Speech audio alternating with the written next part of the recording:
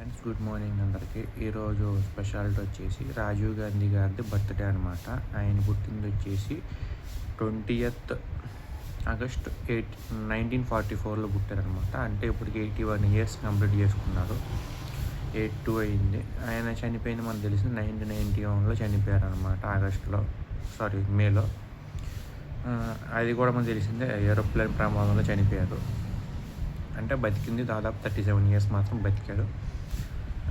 అదొక రాజకీయ కుట్ర అని చెప్పుకోవచ్చు, లేదంటే ఏదో వాళ్ళకు ఉంటాయి కదా పర్సనల్, అవి మనం అది టచ్ చేయాల్సిన అవసరం కూడా లేదు. నేను అప్పుడు పుట్టలేదు, నేను పుట్టింది 96, ఆయన పోయింది 1991. సో మనకు అంత అవసరం లేదు. అండ్ మ్యాటర్లోకి వచ్చేస్తే ఈరోజు ఆయన 81st బర్త్డే. మనకు తెలిసిందే, జవహర్లాల్ నెహ్రూ గారు మనవడు అవుతాడు, ఇందిరాగాంధీ గారికి మనవడు అవుతాడు. ఎందుకంటే జవహర్లాల్ నెహ్రూ గారి కూతురు ఇందిరాగాంధీ గారి కొడుకు, మనవడు కాదు, ఇందిరాగాంధీ గారి కొడుకు రాజీవ్ గాంధీ గారు. అండ్ ఇద్దరు కొడుకులు అనమాట ఆయనకి. రాజీవ్ గాంధీ ఇంకొకళ్ళు పెద్ద ఫేమ్ అయితే ఉండరు, ఆయన గురించి ఎంత తక్కువ చెప్పుకుంటే అండ్ బెస్ట్ అనమాట.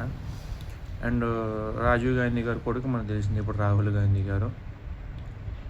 అండ్ సోనియా గాంధీ గారు రాజీవ్ గాంధీ గారి వైఫ్. ఇదన్నమాట మ్యాటర్. అండ్ ఇప్పుడు రాహుల్ గాంధీ గారు మనకు తెలిసిందే, నెక్స్ట్ పిఎం ఆయనే అని అనుకుంటున్నారు కాంగ్రెస్లో. ఒకవేళ కాంగ్రెస్ పవర్కి వస్తే నెక్స్ట్ పిఎం రాహుల్ గాంధీ గారు అనమాట. సో రాజీవ్ గాంధీ గారి బర్త్డే సందర్భంగా మీలో ఎంతమంది రాజీవ్ గాంధీ గారి గురించి తెలుసు, అండ్ రాజీవ్ గారి గురించి ఏమన్నా అంటే ఆయన చేసిన మంచి విషయాలు కావచ్చు, ఆయన చేసిన డెవలప్మెంట్ కావచ్చు తెలిస్తే ఖచ్చితంగా కామెంట్ చేసి చెప్పడం మర్చిపోమాకండి. నేను పుట్టకముందు ఆయన చనిపోయారు, ఆయన పుట్టారు కాబట్టి మన పెద్ద ఐడియా లేదు ఆయన గురించి. సో గమనిస్తారని చెప్పి ఆశిస్తున్నాను. జోహార్ సార్, అమర్ రహే, సెల్యూట్. అండ్ మన ప్రైమ్ మినిస్టర్ కూడా చేశారనమాట ఈయన.